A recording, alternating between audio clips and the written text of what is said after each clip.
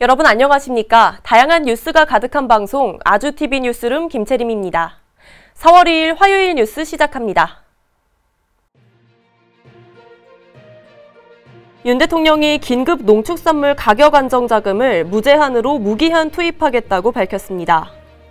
국민의힘이 국회 세종 이전 공약을 앞세워 중원 표심을 공략했습니다. 한동훈 위원장이 충청권을 찾은 건 이번이 처음입니다.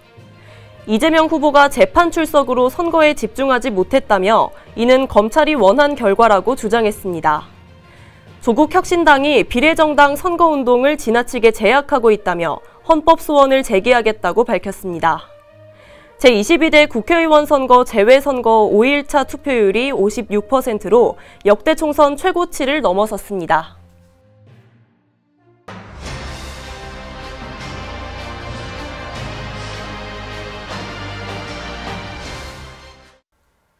윤 대통령이 정부 세종청사에서 주재한 국무회의 모두 발언에서 국민이 체감하는 물가는 여전히 높다고 말했습니다. 이에 긴급 농축산물 가격 안정 자금을 무제한 무기한 투입하고 지원 대상을 확대하겠다고 밝혔습니다. 윤 대통령은 대형마트를 중심으로 진행 중인 할인 지원과 수입과일 공급 대책을 중소형 마트와 전통시장까지 확대하겠다고 밝혔습니다.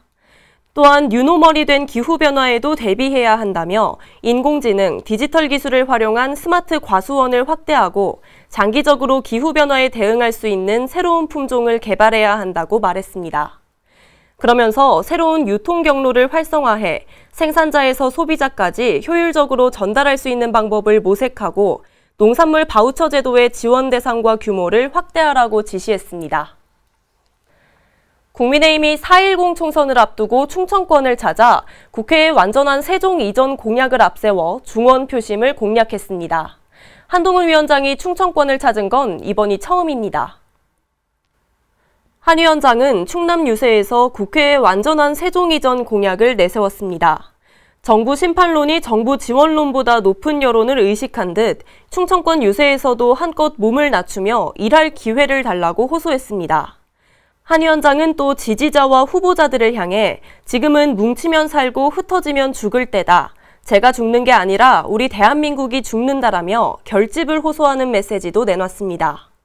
이는 윤석열 대통령의 의대 정원 관련 담화를 두고 당이 내분 조짐을 보인 것을 의식한 발언이라는 해석입니다. 더불어민주당 이재명 대표가 공식 선거운동 기간 중 3일간 법정에 서게 됐는데요. 이 대표는 억울하다며 이는 검찰이 원한 결과라고 주장했습니다. 이 대표는 대장동과 성남FC, 백현동 관련 배임 및 뇌물 등의 혐의로 재판에 출석하면서 제1야당의 대표로서 중요한 선거에 집중하지 못하는 상황이 억울하고 안타깝다고 호소했습니다. 그러면서 이는 검찰 독재 정권과 정치검찰이 수사 기소권을 남용하며 그들이 원한 결과라고 주장했습니다. 이 대표는 총선 하루 전인 9일 재판을 두고 기일 변경을 요청했지만 재판부는 특혜라는 말이 나온다며 받아들이지 않은 바 있습니다. 조국 혁신당이 현행 공직선거법이 비례정당의 선거운동을 지나치게 제약하고 있다며 헌법 소원을 제기하겠다고 밝혔습니다. 조 대표는 비례대표 후보들이 유권자를 만나 할 수 있는 건 없다며 유세차, 로고송, 마이크를 크게 쓰거나 공개 장소에서 연설도 못하고 플랜카드나 벽보를 붙일 수도 없다고 지적했습니다. 이는 후보자가 직접 전국을 돌며 기자들의 질문에 답하는 형식으로 유세 아닌 유세를 할 수밖에 없다고 덧붙였습니다. 비례대표 제도의 본질적인 변화에 맞춰 공직선거법상 선거운동 방법에 대한 규제 또한 개선돼야 한다고 주장했습니다. 한편 조국 혁신당은 이날 40, 50대 맞춤형 공약인 이중 돌봄 세대 지원 정책을 발표했습니다.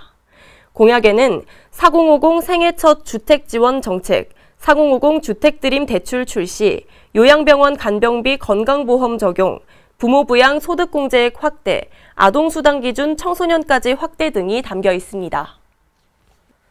제22대 국회의원 선거 재외선거 5일차 투표율이 56%로 역대 총선 최고치를 넘어섰습니다. 중앙선거관리위원회에 따르면 재외 유권자 14만 7,989명 가운데 총 8만 2,915명이 투표에 참여한 것으로 조사됐습니다.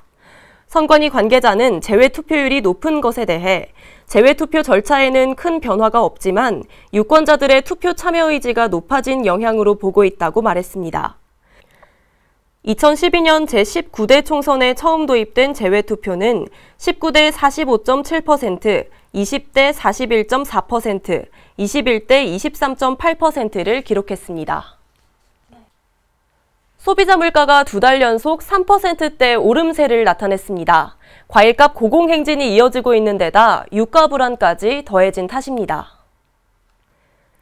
통계청이 발표한 3월 소비자 물가 동향에 따르면 지난달 소비자 물가 지수는 113.94로 지난해 대비 3.1% 올랐습니다. 지난해 8월부터 3%대에 머물렀던 물가 상승률은 올해 1월 2.8%까지 낮아졌다가 2, 3월 연속으로 3%대를 이어갔습니다. 축산물과 수산물은 소폭 오르는 데 그쳤지만 농산물이 20.5%로 눈에 띄게 상승했습니다. 이에 정부는 1,500억 원의 긴급 재정을 투입해 납품 단가 지원 등에 나서고 있지만 별도의 할인은 통계청 조사에 선별적으로 반영돼 물가지수와 체감 물가에 격차가 있다고 설명했습니다. 서울시가 지난 50년간 배드타운으로 여겨진 강북권역의 경제 활성화와 도시 경쟁력 제고를 위해 신성장 거점 개발 대상지 5곳을 선정했다고 밝혔습니다. 시가 발표한 서북 동북권 신성장 거점 사업 5건은 서대문구 성산로 일대 입체 복합 개발, 성동구 왕십리 권역 중심 육성을 위한 입체도시 조성, 강북구 북한산 시민천문대 건립, 동대문구 휘경유수지 일대 수변 문화 거점 조성, 노원구 노회로 문화 리노베이션입니다. 본 사업은 내년까지 기본 구상과 실행 계획안을 수립하고 2026년부터 본격 추진화할 예정입니다. 서울시는 이번에 대상지로 선정되지 못했으나 잠재력을 보유한 4곳에 대해서도 중장기적인 검토와 발전 전략을 통해 신성장 거점으로 추가 발전시키는 방안을 마련 중이라고 덧붙였습니다. 건설 경기 침체로 지난해 건설공사 계약액이 2022년 대비 18.9% 감소한 것으로 나타났습니다. 국토교통부에 따르면 지난해 건설공사 계약액은 총 240조 6천억 원으로 전년 대비 18.9% 줄었습니다. 지난해 4분기 계약액은 전년 동기 대비 7.9% 증가한 72조 원을 기록했는데 이는 기저효과 때문이라고 국토부는 설명했습니다. 건설공사 계약액이 2022년 4분기 전년 동기 대비 18.4% 줄어든 것을 시작으로 이후 지난해 3분기까지 4개 분기 연속 감소세가 이어졌습니다. 이어서 날씨 소식 전해드리겠습니다. 오늘 밤부터 내일 사이 전국 대부분 지역에 비가 오겠습니다. 제주도는 오늘 오후부터, 호남 지방과 경남 지역은 밤부터 비가 올 것으로 보입니다. 제주도에는 오늘 밤부터 돌풍이 불면서 시간당 20에서 30mm의 강한 비가 오는 곳이 있겠습니다. 낮 최고 기온은 서울이 23도 등 전국이 14도에서 25도로 중부지방은 어제보다 높겠고 남부지방은 어제와 비슷하겠습니다. 내일 아침 기온은 서울이 12도 등 전국이 6도에서 15도로 오늘보다 3도에서 8도까지 높아지겠습니다. 바다의 물결은 서해 남부 먼바다와 남해 먼바다, 제주도 남쪽 먼바다에서 최고 4m로 높게 일겠습니다.